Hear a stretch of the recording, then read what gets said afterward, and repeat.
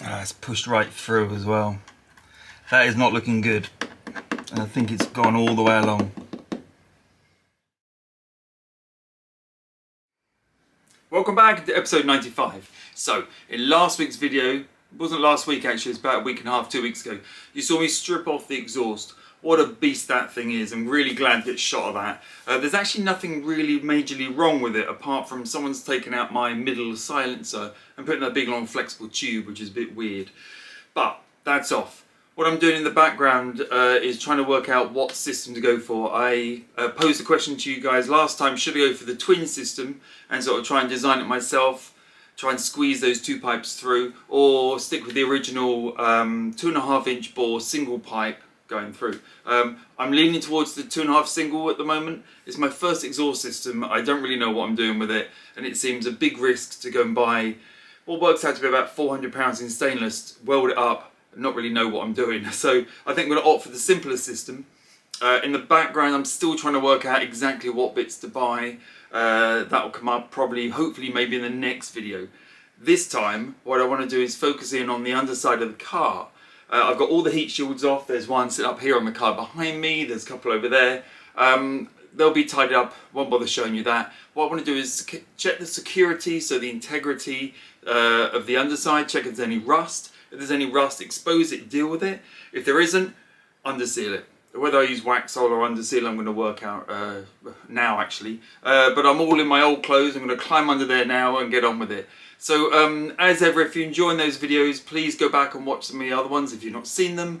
Click the like button, click subscribe, of course. Push me up to the 2,000. We're almost there now actually, so that's really cool. And leave me comments. I love those comments. Keeps me going. It's pretty mixed under here. I mean, this side, someone's already undersealed it. What I'm interested in is these jacking points, trying to work out what's going on. I can see a little bit of rust here. I just want to scrape it away and work out how secure that is. If there's any sort of rust creeping around there, or if it's just that little one lip there, which it appears to be. It does all appear to be pretty solid. Saying that I'll probably go straight through it now, but that all looks solid to me, so that just needs a bit of killing and coating. Yeah, that's good. There's nothing there at all.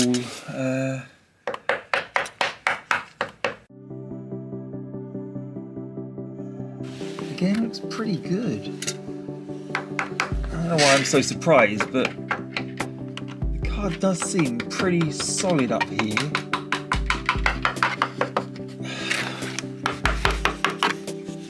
All on there is super solid.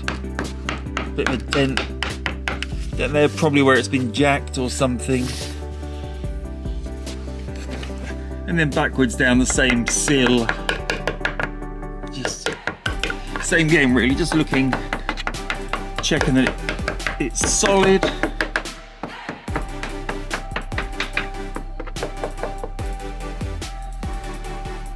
All looks very good. Can't see any problems.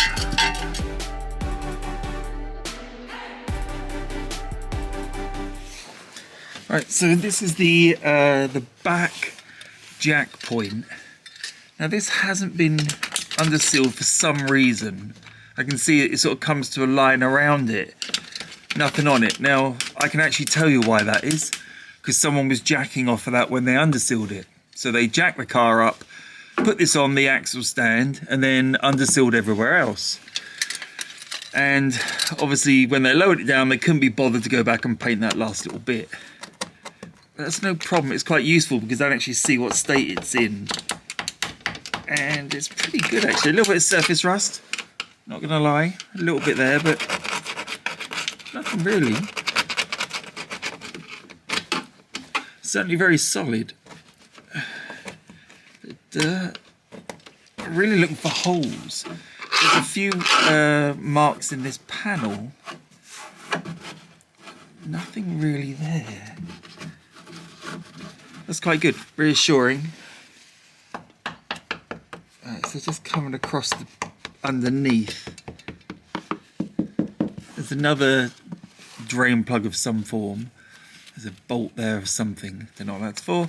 Okay, so that's all this side done. Or the outside. I've got probably going to do 4 strips down the length of the car. Alright, next stretch. Obviously you've got my 2 nice new fuel lines coming down here. In terms of integrity, I think when I put those fuel lines in, I was checking at the time as well. I was pretty happy with what I saw.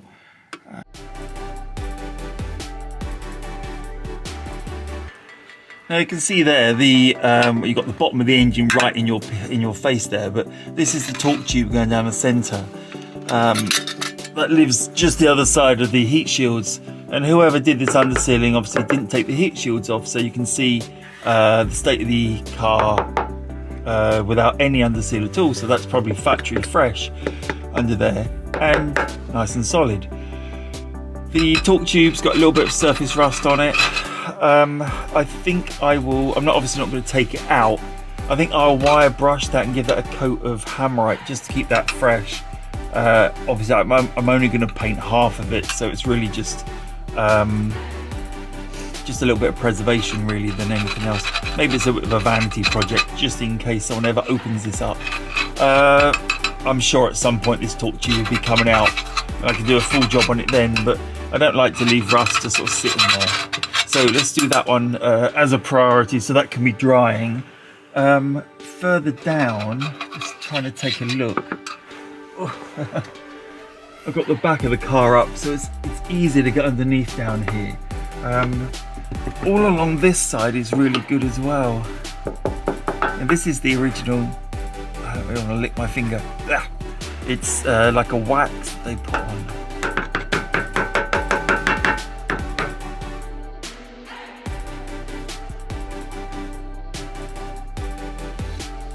Right, now this is a more interesting side. If I can find my stabbing screwdriver.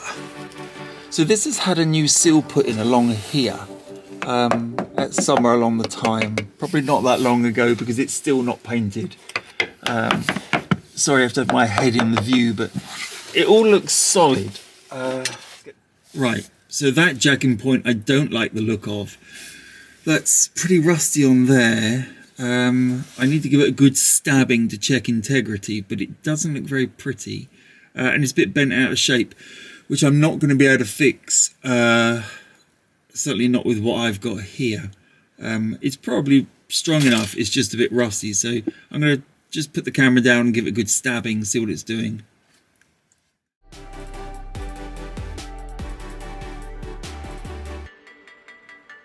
Right, so the next stage, I've obviously painted up the torque tube there, looks a lot better, and the brackets that hold up some of the heat shields.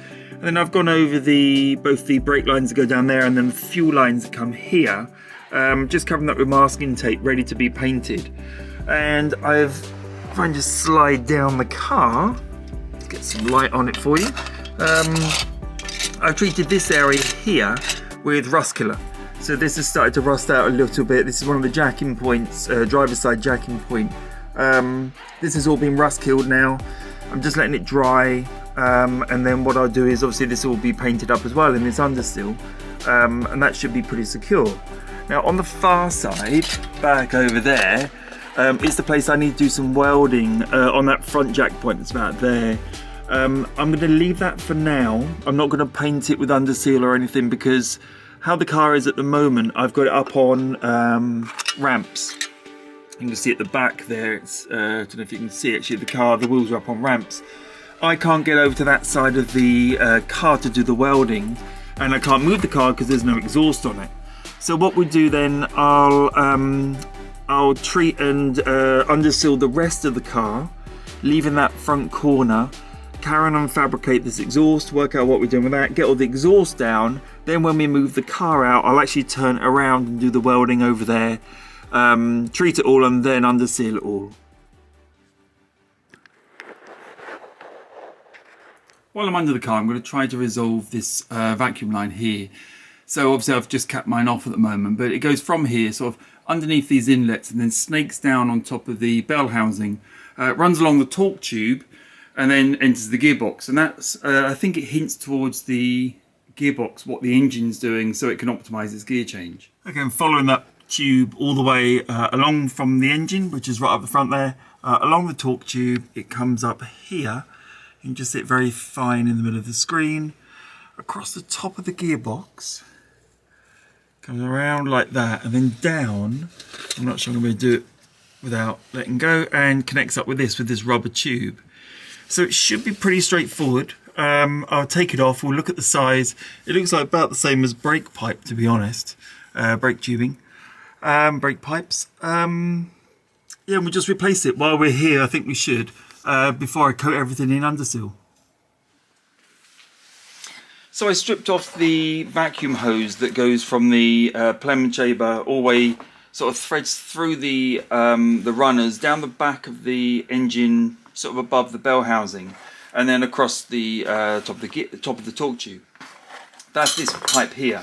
Now, just after negotiating all of that, it turns into a rubber hose that my car was missing. Runs along the torque tube probably about 1 meter in rubber, and then switches back to this pipe. It's actually lying on the floor. Comes across the top of the gearbox, and then using this little bit of pipe plugs into, I don't actually know what it is, but it plugs into it. So what I've got then, I've got some new pipe there. I've got some new tubing. I've got some new rubber pipe, and I've got the original fitting. Now, to get that fitting off of there, I've had to heat it up, which is melted. I guess there's kind of like a solder inside there. So I'm going to do the same in reverse. Going to heat it up and sort of force it back on there. This can then go on the engine bay, and we can fold it all around the runners, down the back, and sort of down. If it just exposes, just sort of pokes out the back of the engine, down by that bell housing, I can cut it and then push it in here. Now, it's just a push fit in here. It's suction, so there's no sort of blowing apart. It's only sucking, so it's pulling itself together. And this is extremely tight fit on this 4mm tube, so I'm pretty sure it'll be okay. So that's today's plan. Let's get on with that. Right, so I've got my flux and solder. I'm just going to hold it in a pair of molar grips, because otherwise I'm going to burn my hand, which usually happens and I don't actually tell you. Let's just get that in there nice, so that's not too tight but tight enough. We're going to put it straight in. First I'm just going to take it up to temperature, and let's just get the old flame on first to start warming it up. I think what I need to do, through the magic of gravity, I can do this, and I can just run a little bit of solder down inside like that. That's a better fit, better trick. Right, that's got it, I bet. Okay. Okay, in the action zone then, what I need to do is whip that out, and then my new magical pipe will go on there, cut straight back that direction, and down underneath there. I think I probably need to take the airbox out to be able to do this, but apart from that, it's a pretty straightforward journey, I think. Right, I'll be honest, I don't really know how to thread that through.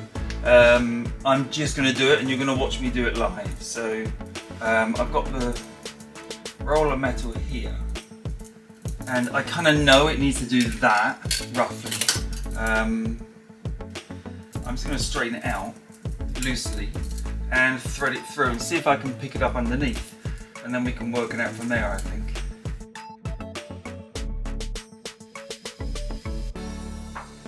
Right, so I'm down by the torque tube, just pulling it. It's level with the beginning of the torque tube now. Okay, we're looking pretty good. So that's going down straight to the torque tube. No messing around. I can just push that down like that. Somewhere I've got my nice benders here. That's one of them. So I can bend my pipe.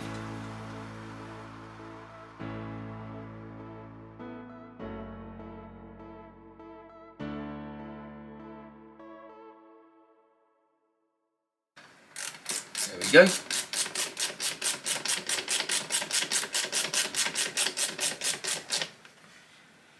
Right, not too tight, just tight enough. That's great to get that back on there. That hopefully will aid the gearbox a little bit. But now let's go do the pipe underneath, because obviously that's only half the story. You can see where the pipe now comes down from, sort of, there's the the bell housing there, and just sort of pops down. So what we need to do now is thread it along the torque tube here. I'll probably go as far as I can. There's no reason to cut it really. I'll trim off the end. You can see it's about, I've probably got a metre or so here. And then I'll just switch to flexible, which will pop up over the gearbox, which is, let's move the light around a bit. Gearbox is just here. It goes over the top of the gearbox and then pops down onto the fitting. Right, I think you get a pretty decent view from there. What I've got then is the tubing coming down.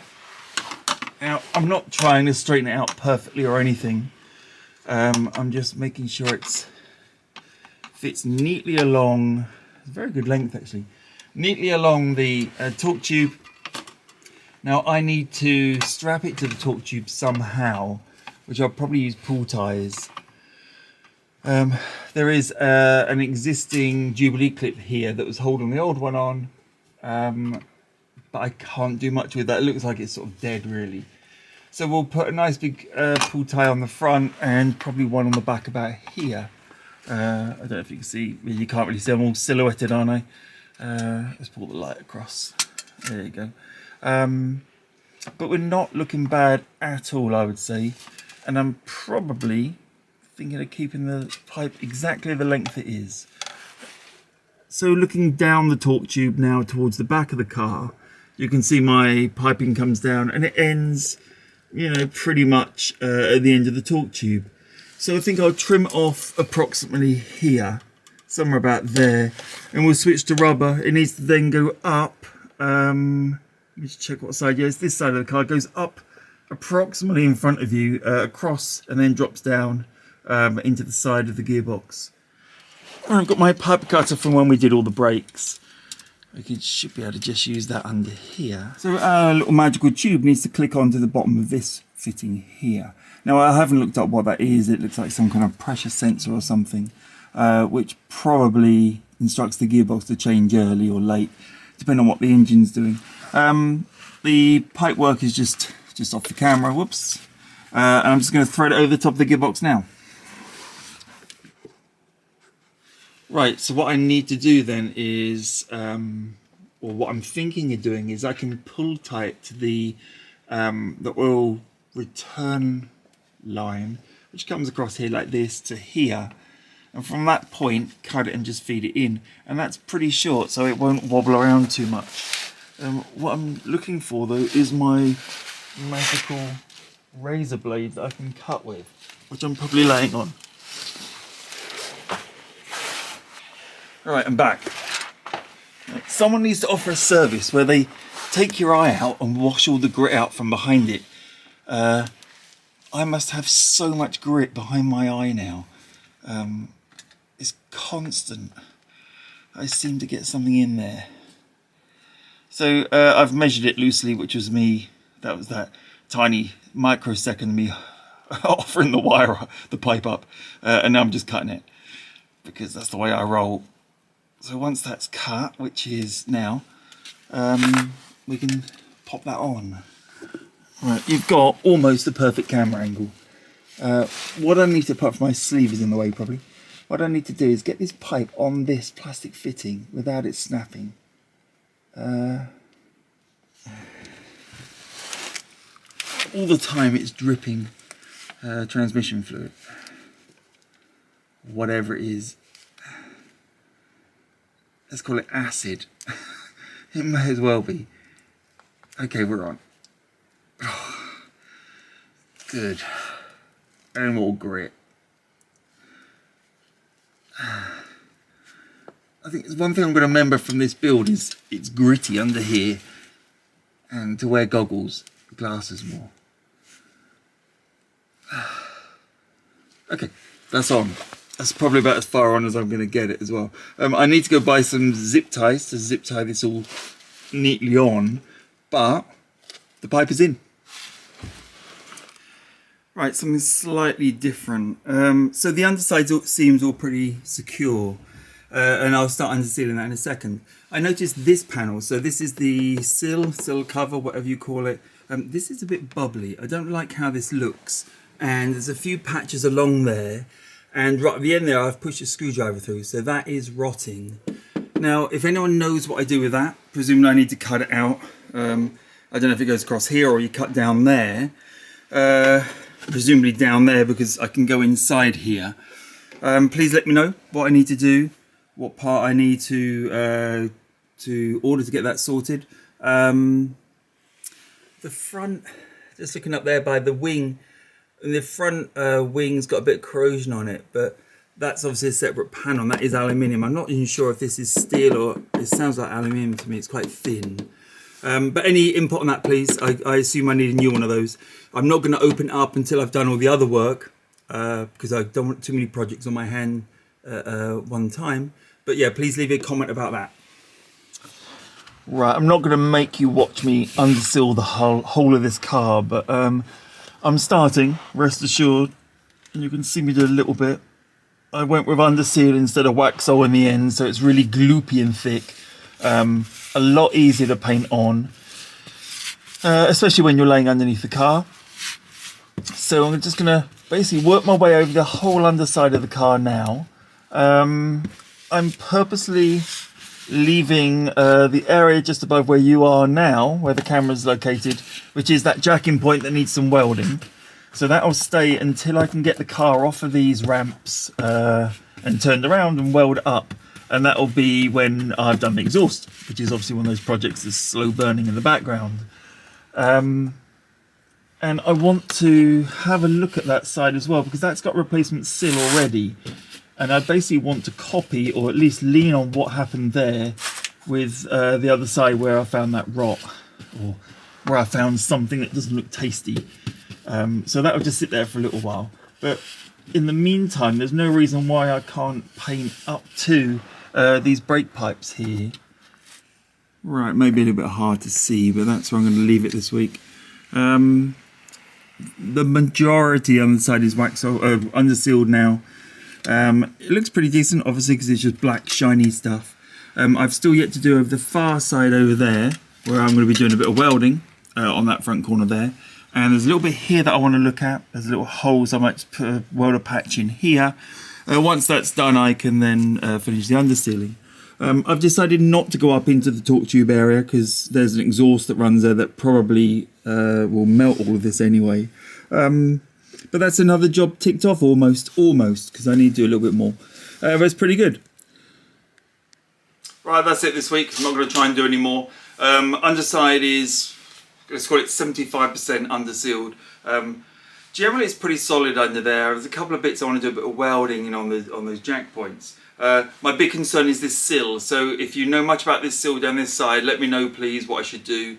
Ultimately, I know I'm going to have to cut that the outside of the sill off so we can see what's inside. I could also poke my endoscope through, which I do actually maybe this weekend, just poke it through and have a little look.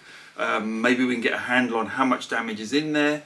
Knowing the car's had a new sill on the other side, I was just trying to see, and I've purposely not undersealed that because I want to have a look and try and work out what's happened there. How much have they replaced? Is it the whole thing or is it just the outside skin? So yeah, a bit more information on that if you can help. In the background, I'm still going on with the exhaust, still trying to work out what to do, what to buy, how to do it. I'm slowly doing it. I've got some more bits somewhere on the bench, just working out if I can build those downpipes and things. But that's it basically. Thank you as ever for watching. Click the subscribe button, we're pushing on to the 2000. Click the like button, help YouTube push my videos to the top. And leave me comments, let me know what I'm doing, what I should be doing with this sill would be ideal. And I'll see you next time.